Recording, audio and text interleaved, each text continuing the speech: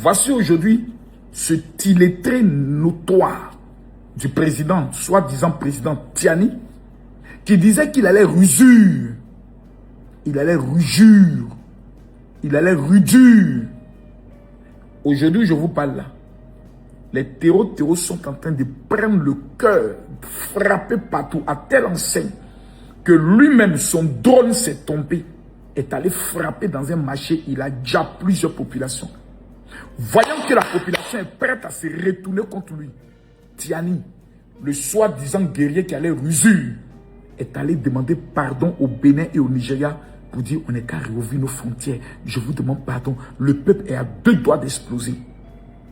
Il se joue les guerriers, mais en bas c'est les mendiants. La nouvelle stratégie que ces plaisantins de l'AES ont trouvée, je demande aux Ivoiriens de partager cette vidéo. Si vous ne partagez pas cette vidéo, que Dieu vous maudisse. Tous les Ivoiriens qui ne vont pas partager cette vidéo, qui ne vont pas liker, que Dieu vous maudisse. Mais vous êtes des vrais bâtards. Et ce sont des Ivoiriens qui sont en train de faire eux-mêmes vidéo.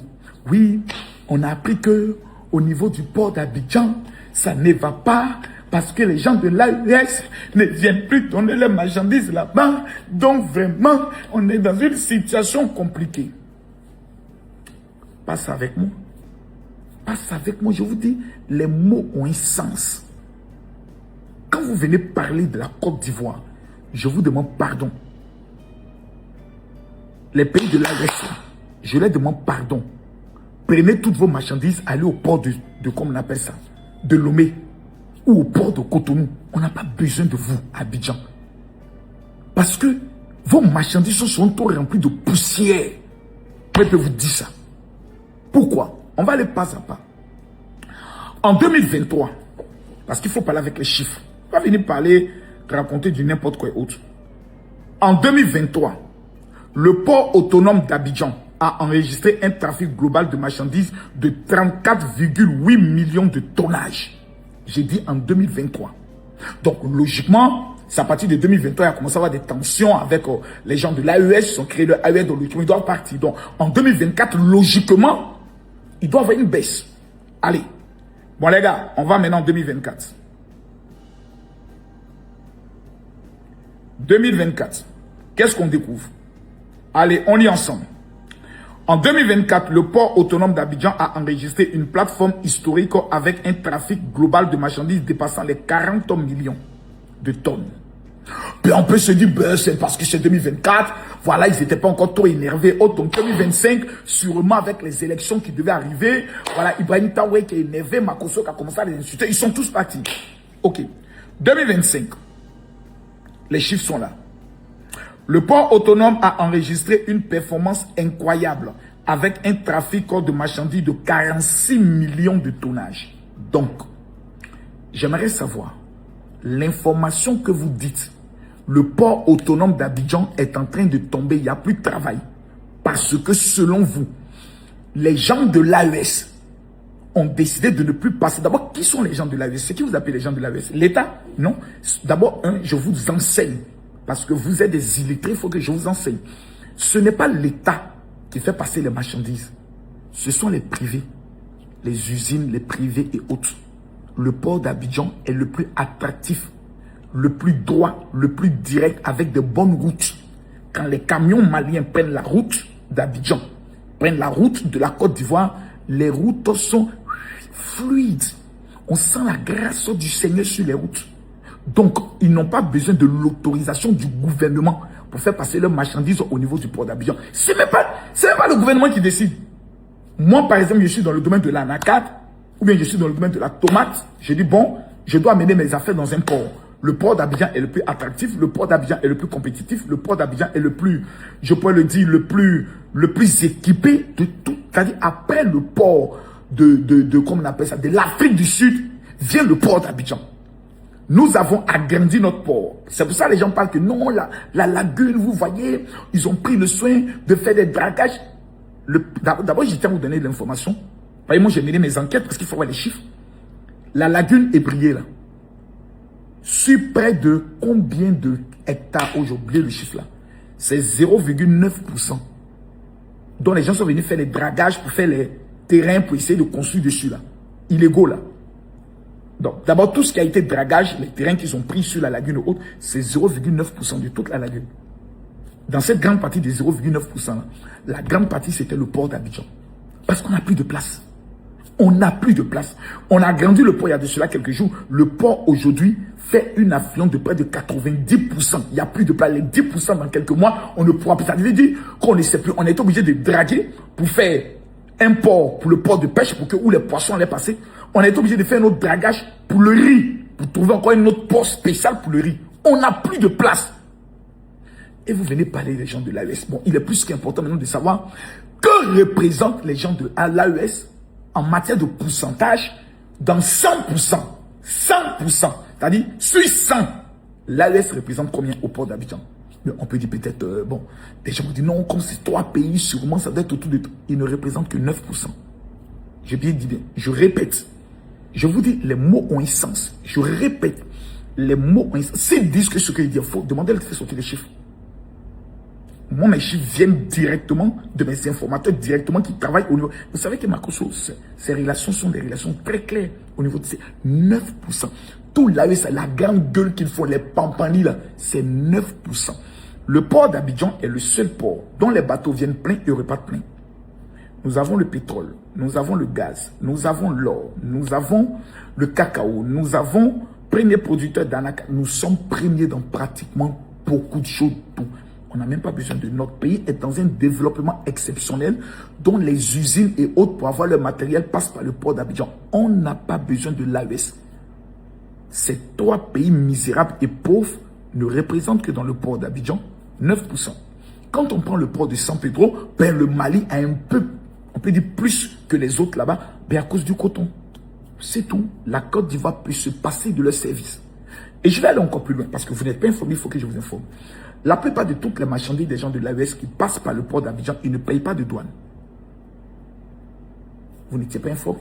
Vous ne le saviez pas. Parce que vous vous dites que non, la Côte d'Ivoire gagne beaucoup d'argent grâce à eux. Je vous le répète que même si vous venez de dire que la Côte d'Ivoire a perdu 500 milliards, même 1000 milliards, ça ne représente rien au niveau du port d'Abidjan. Le port d'Abidjan seul fait près de 30%, je crois 20 ou 30% du budget global de la Côte d'Ivoire, des recettes, ce qu'on gagne. Donc, quand vous prenez par exemple tout ce que la Côte d'Ivoire gagne, que vous retirez, mais ne serait-ce que, et puis bon, les chiffres qui sont donnés sont des chiffres que vous n'allez jamais trouver les personnes qui donnent ces chiffres et autres. Je vous ai donné les tonnages. 34 millions, on est passé à 40 millions en 2024 et en 2025, on est passé exactement à 46 millions de tonnages. Vous tapez sur Google maintenant, tac, tac, tac, le nombre de tonnes de marchandises reçues au port d'Abidjan. Vous tapez maintenant, vous mettez l'année 2023, ça sort, 2024, ça sort. C'est-à-dire, rien n'est caché.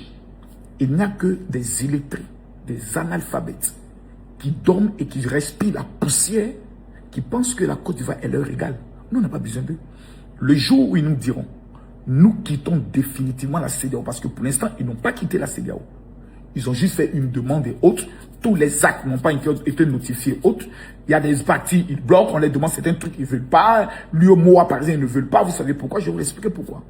Le jour où l'AES sort définitivement de la CEDEAO et de l'UEMOA, ces pays n'auront que 3 mois pour vivre et ils feront faillite. Je vous explique pourquoi.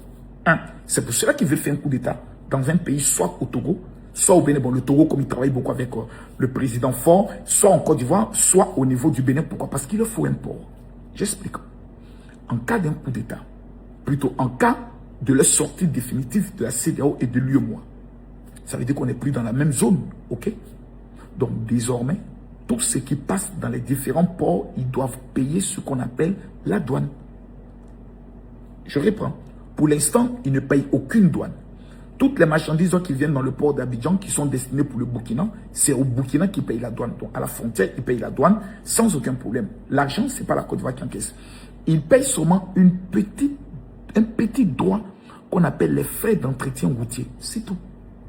Avec les frais du stockage, du citron, à part ça, ils ne payent rien d'autre. Donc, ils sont les hommes les plus heureux. Grâce aux accords de la CEDEAO et de l'UEMOA, c'est eux qui profitent au maximum parce qu'ils se sont battus pour que ce soit dans les tests, pour la libre circulation des biens et des personnes.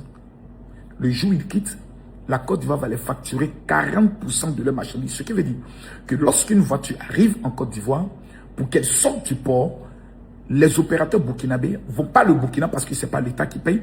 Les opérateurs burkinabés vont payer 40% des frais de douane. Donc s'ils payent une Mercedes, par exemple, à 100 millions, ils vont payer 40 millions en Côte d'Ivoire. Et quand ils arrivent au niveau de la frontière du Burkina, ils payeront encore 40 millions. Donc 40%, ça fera 80 millions. Plus les 100 millions qu'ils ont payés de véhicule, ils seront obligés de vendre le véhicule à 200 millions. Un véhicule qu'ils allaient vendre peut-être à 160 millions passera à 200 millions. Et comme ce sont des pays pauvres, très endettés, ils ne pourront pas suivre. Ce qui veut dire que le kilo du riz, au niveau du Burkina, sera multiplié par 3. Le sucre par 3. Tout ce qui est produit élément par 3. C'est la raison pour laquelle le Mali est venu voir la Côte d'Ivoire pour négocier la traversée de l'air lithium. Et je vous donne une information. La Côte d'Ivoire est en train de construire les rails, le chemin de fer qui va quitter de San Pedro jusqu'au Mali. Vous savez pourquoi? À cause de l'air lithium.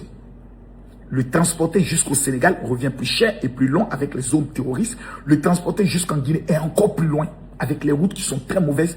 Donc, ils n'ont pas le choix que de venir renégocier avec le gouvernement de la Côte d'Ivoire. Un gouvernement dont il doit 182 milliards de dettes d'électricité. Comment vous pouvez le savoir? Vous allez simplement sur Google et vous tapez la dette de l'électricité du Mali à la Côte d'Ivoire. 182 milliards. Ce sont des pays en faillite qui n'ont plus rien que la gueule pour parler. Donc, quand j'entends des Ivoiriens qui ne sont pas informés, qui ne représentent que 9% dans le port d'Abidjan, commencez à être inquiet. Hey, il n'y aura plus de travail. Si le port tombe là, ils vont fermer bientôt le port. Vous êtes des malades. Ce que la Côte d'Ivoire consomme à elle seule permet à nos ports d'être toujours remplis.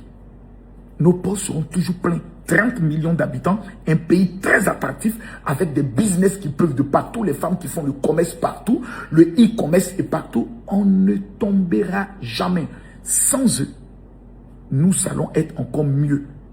Parce que le gros camions stupides et bêtes qui viennent gâter nos routes, on n'en veut plus.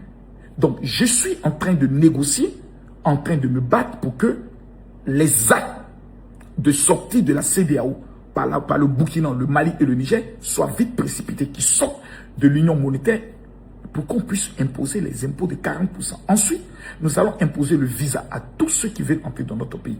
Parce que nous avons en moyenne autour de 2 millions de leurs ressortissants qui entrent et sortent de la Côte d'Ivoire. Par an. Multipliez ça par les droits de visa de 30 000 francs CFA. Regardez ce que ça fait. Et maintenant, multipliez la carte de séjour de 300 000 francs, multiplié par 5 millions d'étrangers sur notre sol, multipliez ce que nous allons gagner comme bénéfice par an. Donc, nous sommes un pays très riche. Je tiens à donner une information aux Ivoiriens. Les nouvelles découvertes du pétrole. Allez à Jacquesville la nuit et regardez sur la mer. Vous allez voir le pétrolier. Le feu qui sort. Nous sommes en train d'extraire le pétrole. L'or. Nous sommes en train de construire la plus grande usine d'or. Je crois, si je me trompe, au niveau des Tanda, si je me trompe. C'est du jamais vu. Tapez seulement sur Google la nouvelle usine d'or en Côte d'Ivoire, la plus grande. Tapez simplement. Votre problème, c'est que vous êtes assis sur TikTok et des abrutis, des gens qui étaient derniers de la classe. Certaines personnes qui étaient considérées comme les toc-toc dans les quartiers ont désormais un téléphone. Ils mettent et disent, venez, venez, venez. Est-ce que vous savez que le port d'Abidjan va bientôt fermer? 9%. 46 000 tonnes. 46 millions de tonnes. C'est ce que nous avons fait en 2026, en 2025. En 2026, nous envoisinons maintenant les 50 millions de tonnes. On n'a pas besoin de l'AES. Ce sont des pays pauvres, misérables, qui ont besoin de nous pour leur subsistance. À bon entendeur, salut.